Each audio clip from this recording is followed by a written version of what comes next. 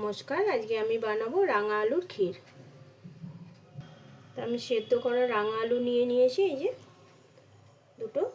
এটাকে এখন গ্রেট করে নেব। আলুটাকে আমি গ্রেট করে নেব যাতে এর মধ্যে এক ফোঁটা গুটলি না থাকে।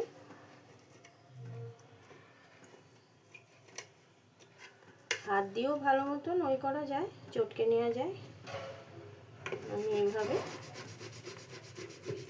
এইভাবে গ্রেট করে নিচ্ছি। গ্রেট করা হয়ে গেছে। ফ্রাই প্যানটা গরম হয়ে গেছে। এর মধ্যে আমি সামান্য একটু ঘি দিয়ে দেবো।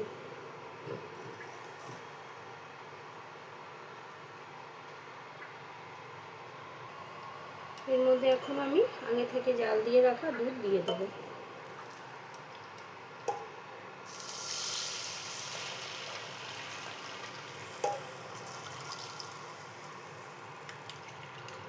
আড়াই কাপ মতন দুধ দিয়ে দিলাম।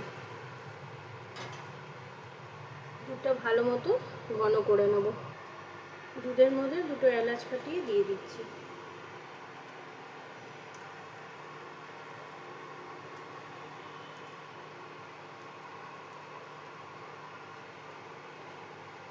আর একটু জাল দিয়ে দেবো।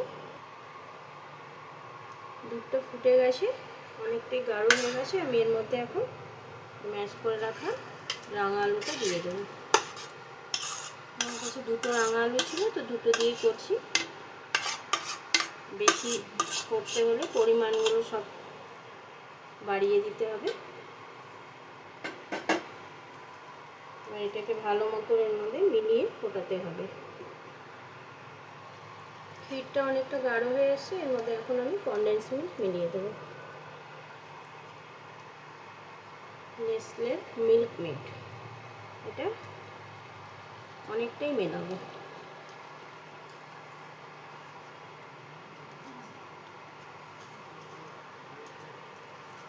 ব্যাস,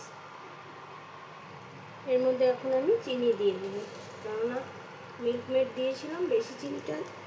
বেশি মিষ্টি দেবো না, 1 হাতার মতন দিলাম। যদি লাগে তো পরে দেখে নেব, আবার দিয়ে দেবো। তো অনেকটাই শুকনো হয়ে গেছে। এবার আমি এর মধ্যে টুকরো করা কাজুটা দিয়ে দেবো আর কিশমিশটা দিয়ে দেবো। এটার মধ্যে চিনিটা একদম ঠিক আছে, আর দিতে হবে না, কারণ এটা আরও শুকোবে। মিল্ক মেড দেওয়া আছে, বেশি মিষ্টি হলে ভালো লাগবে না, আর একটু ঘন হবে। আর ক্ষীরটা খেতে খুব ভালো লাগে, বোঝাই যায় না যে এটা সুইট পটেটো দিয়ে বানানো।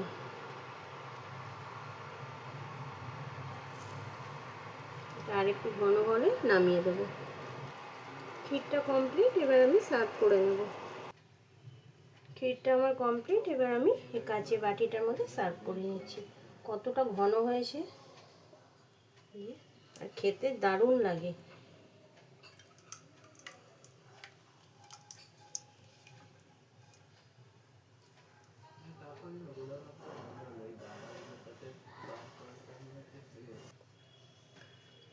মিষ্টি আলুর ক্ষীর আমার রেডি। একবার হলেও বাড়িতে বানিয়ে দেখবেন, খেতে সত্যি অসাধারণ লাগে। আর কেউ বুঝতে পারবে না এটা আলু দিয়ে বানানো। ভিডিওটা ভালো লাগলে একটা লাইক করে দেবেন।